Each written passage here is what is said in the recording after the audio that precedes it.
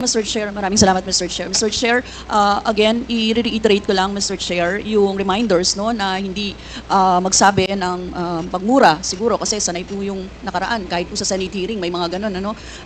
Respeto naman sa atin dito and sana po concise sa pagsagot kung ano lang ang tanong, yun din lang ang sagot at mag-defer ng i-defer ang mahahabang explanation kasi nakikita nyo naman, Mr. Chair, madami talagang gustong magtanong ngayon eh. Kaya sana po ganun yung ano, no? And simple lang naman po yung mga tanong ko. It has to do with the, kung ano din yung mga sinabi ng dating Pangulo doon sa Senate hearing.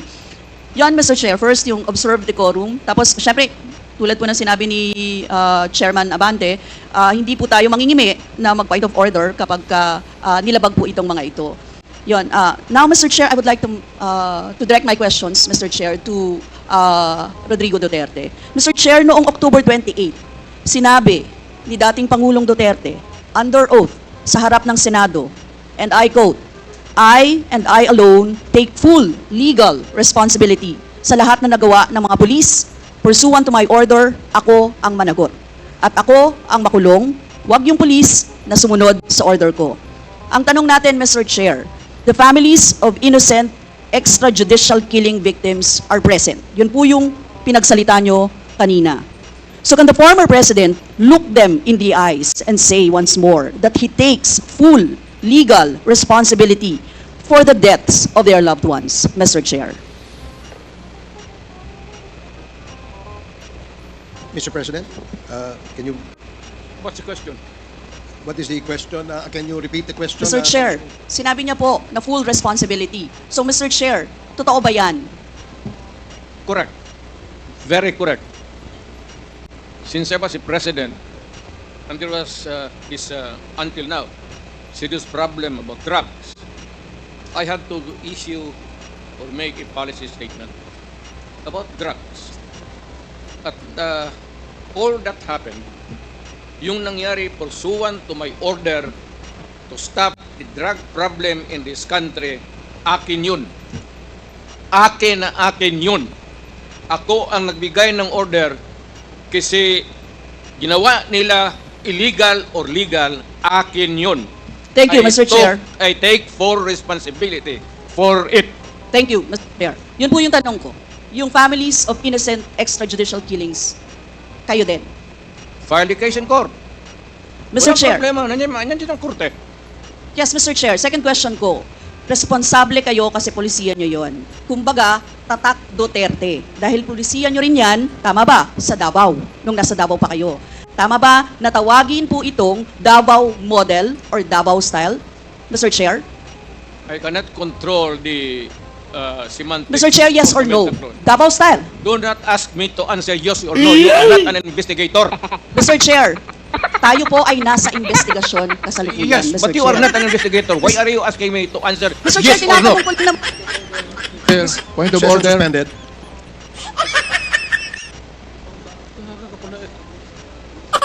Point of order, Mr. Chair. Ano ka, police? Point of order, Mr. Chair. The session is suspended for the meantime, so please, let's take time to calm things down, okay? Para ho maayos ang ating hearing sa ngayon.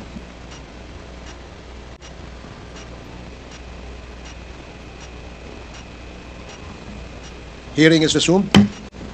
Please proceed, Congresswoman Rosas. Yes, Mr. Chair. Napakasimple lang po ng tanong ko. Tinatanong ko lang po kung yes or no, Davao style ba yung inyong modelo. Mr. Chair, ayaw niya sagutin. So, Mr. Chair, hindi ko maintindihan yon. I'm What is sorry, your personality, Your Honor? if I may, Secretary Bello, we normally, the committee does not allow the counsel of the witness to speak because the role of the counsel is limited only to counseling his client on his rights. Hanggang doon lamang po. But we cannot ask you to answer any questions that will be asked by any of the members. And that is what Thank is you, in Your the Honor. rules. Thank you, Your Honor. Actually, I'm not answering the question of Congresswoman Rosas, Your Honor. My point is, Your Honor, to allow this resource person to finish his answer. Okay, we will do that. Thank you, Attorney Bello. Thank you, Your Honor. Thank you.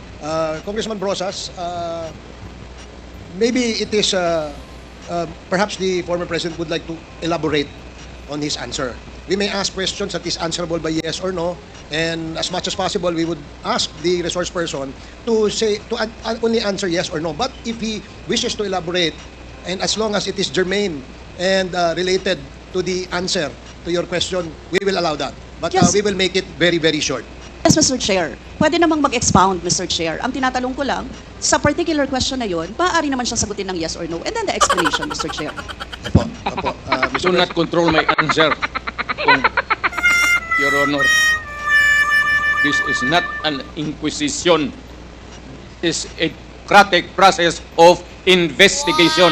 Thank you, Mr. President. Sana po, if there are questions that will be propounded by the members, hopefully, medyo, kung gusto po natin mag-elaborate, we will allow that, provided that kung maaari po sanang iksian lamang po natin nang sa ganun, malinaw. And for the members who wish to ask questions that are answerable by yes or no, please make the questions very clear para ho masagot po ng yes or no, Your Honors. So I hope para ho maayos yung ating patakbo ng ating hearing sa ngayon. So please proceed, Congresswoman Brosas. Yes, Mr. Chair. Mr. Chair, ang tanong ko, sinasabi nyo rin na ang war on drugs ay talagang utos nyo. Diba? Pag sinabing war on drugs, Duterte yan. Sa inyo, na nadikit yan. Unless, eto po, tanong na pwede nyo i-expound. May iba kayong gustong itawag doon? Meron po ba kayong gustong ibang itawag doon? Wala na po. Sabi ko, I assume full responsibility for whatever happened in the actions taken by the law enforcement agencies of this country to stop the drugs or the serious problem of the drugs affecting our people. Mr. Chair, next question. Nung naging mayor po kayo, sabi nyo naging safe ang Davao. Tama po ba? That would be that should be answered by a third person. I would not be answering that. It would be presumptuous of me to conclude. Hindi ako magsabi. I never said that Davao City was not publicly. Mr. Chair, as mayor, masasabi nyo na naging safe ang Davao sa panahon nyo? Talaga. Kasi walang kriminal sa kalye, Talaga. walang snatcher, Walang snatcher. walang akyat bahay, Walang akit bahay. walang magnanakaw, Walang magnanakaw. walang mamamatay tao. Walang mamatay tao. So yun po lahat? Yes. Oh.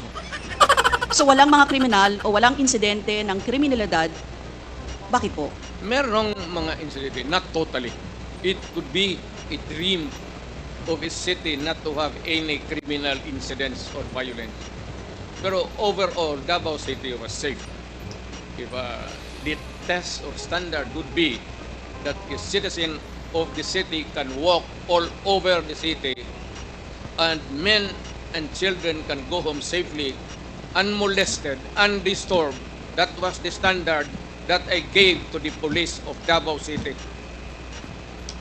Mr. Chair, I would like to ask, no, hindi ba nagkandamatay sila sa panahon na yun? Marami po. Sino-sino po ang mga pumatay? Wala akong listahan yan, ma'am. We have to go to the... Tawag nito. Hindi ako, hindi ko bit-bit. Ang bit-bit ko lang ko yung bit-bit.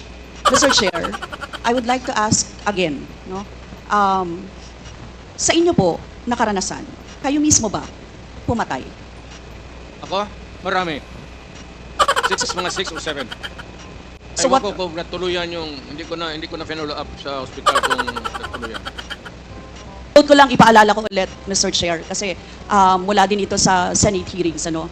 I-quote ko lang po kayo, in Davao, I used to do it personally, just to show to the guys that if I can do it, why can't you? Correct. Sinabi niyo po yan sa mga business leaders sa meeting sa Manila. At kung paano niyo ginode ang mga police officers to gun down suspects. Tama po ba? Yes, if they present a violent resistance. That's the only thing that you can kill the criminal if you are personally in danger of losing your life too. Ito But ba- hindi mo pwedeng patayin yung kriminal, nakahandcuff o nakatali. Hindi trabaho ng lalaki yan. Ito pong second, Mr. Chair, na quote, kayo rin ito. And I'd go around in Davao with a motorcycle, with a big bike around. And I would just patrol the streets looking for trouble also. Manila Times po ito. I was really looking for a confrontation so I could kill. Sinabi niyo po ito. Yes. Nagdadasal po ako na nagmumotor ako na may mag-hold upper dyan. At kung maabot na kita, talagang patayin kita. At kung basta kriminal ka. Wala akong pasensya sa kriminal. Pagka lumaban, patayan. So, Mr. Chair, kanina po kasi sinabi ni Duterte na he takes full legal responsibility. Siya Yes. ang mananagot at Yes. makukulong sa ginawa ng mga kapulisan. Yes. Kung sa inyo po ang policy, inaako nyo rin ang accomplishment nito. Yung lahat po, kasi kung naaalala ko sa war on drugs, yung mga accomplishment, may nahuli, nagbebenta, gumagamit, gumagawa ng droga. Lahat yan. Ma'am, if you are the city executive or mayor, lahat ng utos mo na ginawa ng pulis, and all the consequences, sagot ko yan. Pati yung ginawa ng pulis, sagot ko yan. Pati po yung accomplishment kung may nahuli, enforcement of law yun. Accomplishment din po yung na-confiscate na drugs. Tama ba? Lahat ng trabaho ng pulis, because you are the mayor, inutos mo yan, and the consequences, or sometimes an incident can go right and go wrong. Protektahan ko yung pulis kasi ako ang mayor. Hindi magtrabaho yung pulis, matakot yan, kung hindi mo bakapan. So lahat ng trabaho ng pulis, nung ako'y mayor, for the longest time, akin yan. So, Mr. Chair, alam niyo po ba kung ilan ang arrested sa mga drug operations at how much ang drug na na-seize ng time na yan? Ma'am, I was not notified in advance that I have to make an accounting for the arrested persons in Davao City. That is, I would not want to. That would not be a proper question. For a Mr. Chair, resource sabi niyo person. yung accomplishment report sa inyo yan. Accomplishment, yes. Accomplishment is another thing. But is it to ask for the number of arrests or killings, that would be a stupid question.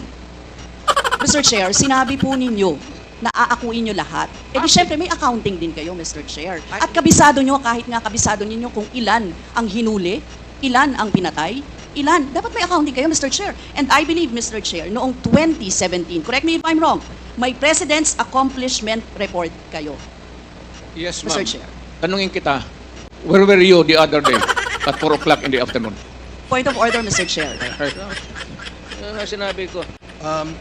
Yes, may I remind our resource person, Mr. President, maaari po ay wag po, iwasan po natin magtanong sa ating po mga membro. Please answer the questions lamang po at refrain from asking questions to the members of Congress. Yan po ang nakasaad sa ating rules. Please continue, Congresswoman Brosas. Thank you, Mr. Chair. I'm sure alam po yan ng former President kasi siya ay naging miyembro din ng Kongreso, Mr. Chair. Yes. And go wrong, protektahan ko yung pulis kasi ako ang mayor. Hindi magtrabaho yung pulis, matakot yan kung hindi mo bakapan. So lahat ng trabaho ng pulis, nung ako'y mayor, for the longest time, akin yan. So, Mr. Chair, alam niyo po ba kung ilan ang arrested sa mga drug operations at how much ang drug na na-seize ng time na yan? Ma'am, I was not notified in advance that I have to make an accounting for the arrested persons in Davao City. That is, I would not want to. That would not be a proper question. For a Mr. Chair, resource sabi person. niyo yung accomplishment report sa inyo yan. Accomplishment, yes. Accomplishment is another thing. But is it to ask for the number of arrests or killings, that would be a stupid question. Mr. Chair, sinabi po ninyo na aakuin nyo lahat. Eh di syempre may accounting din kayo, Mr. Chair. At kabisado nyo, kahit nga kabisado ninyo kung ilan ang hinuli, ilan ang pinatay, ilan. Dapat may accounting kayo, Mr. Chair. And I believe, Mr. Chair, noong 2017, correct me if I'm wrong, may President's Accomplishment Report kayo. Yes, Mr. ma'am. Chair. Tanungin kita, where were you the other day at 4 o'clock in the afternoon? Point of order, Mr. Chair. Yan nga sinabi ko. Yes, may I remind our resource person, Mr. President, maaari po ay wag po, iwasan po natin magtanong sa ating pong mga membro. Please answer the questions lamang po at refrain from asking questions to the members of Congress. Yan po ang nakasaad sa ating rules. Please continue, Congresswoman Brosas. Thank you, Mr. Chair. I'm sure alam po yan, no, ng former President kasi siya ay naging miyembro din ng Kongreso, Mr. Chair. Yes. Yes, Mr. Chair, 2017 President Accomplishment Report meron, sinabi nyo rin naman. Ngayon, Mr. Chair, kung gano'n, handang mag-cooperate ba ang dating Pangulo sa lahat ng investigations na gagawin, Mr. Chair? All investigations. What do you mean by lahat? How many investigations do you think that I have to participate? Point of order again, Mr. Chair. Kasi 1 minute suspension. walang pre...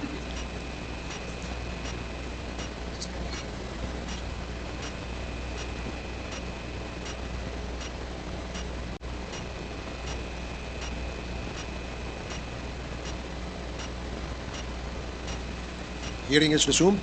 Again, let me remind our resource person as well as our members that please refrain for the resource person refrain from asking questions to the members. Please limit your reply to the questions being asked.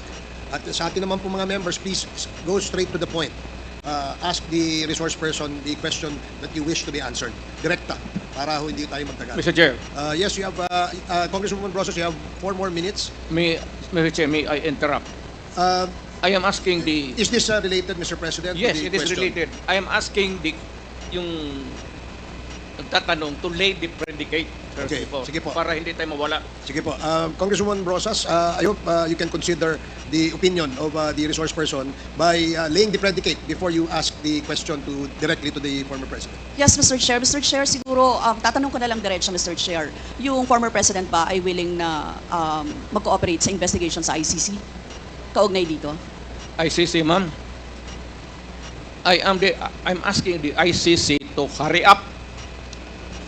And if possible, they can come here and start the investigation tomorrow. This issue has been left hanging for so many years. Matagal, ma'am, baka mamatay na ako, hindi na nila ako maimbestiga. So I'm asking the ICC through you na pagpunta na sila dito bukas, umpisahan na nila ang investigation. And if I am found guilty, I will go to prison and rot there for all time. Mr. Chair, balikan ko lang yung isa ko pang tanong, Mr. Chair. Ito sa Senate hearing dito, Mr. Chair. Sinabi ni former President Duterte, encourage the criminals to fight. Encourage them to draw their guns. Yan ang instruction ko. End of quote. And the only way na hindi kayo makulong and to justify the killing is bigyan mo talaga ng panahon na lumaban. Tama po ba? Yan ang sinabi ninyo. Yes, because that would be justified kung lumaban. Yan, kasunod pa lang po yung Ang question ko. utos Ang ko- question ko po ay, bakit nyo ine-encourage yung kriminal na lumaban? Para medyo maminus-minus ang problema sa syudad ko. Eh kung may criminal dito na 50, kung mapatay ninyo yung 30, di 20 na lang, hindi na masyado problema dyan sa akin. Ibig sabihin, Mr. Chair, hindi mapaparusahan ang nakagawa ng krimen in self-defense. Hindi man sadya. Alam naman trabaho ng police, ma'am. The policeman should know when to kill and when to injure. Hindi naman kailangan sabihin nun. May elements naman ng self-defense. Alam niyo yon, Mr. Chair. Not self-defense, man. Performance of duty. Performance of duty, but And elements of connected with self-defense. that performance of duty is self-defense. So, Mr. Chair, ano yon? Ang what? Elements of self-defense, Mr. Chair. Self-defense is when you defend yourself to avoid injury, serious, or you die. That is applicable also to a policeman who is performing his duty because the policeman has to confront, ang civilian has to iwasan. But a policeman, a law officer, if you are a law officer, you have to confront the criminal. Ang sanabi ko sa kanila, huwag kang pumunta dito sa akin isina na may sugat ka, sipain kita. Patayin mo. Bakit ikaw ang may sugat? Wala akong ano. My language is brutal and raw for criminals. Wala akong pasensya, ma'am. I've been a prosecutor for 9 years. talagang sinabi ko, pag hindi na mahinto yan, patayin mo na yan. Huwag mo nang pabalikin yan dito sa opisina ko. Thank you, really Mr. want Chair. to know the truth. Ganun.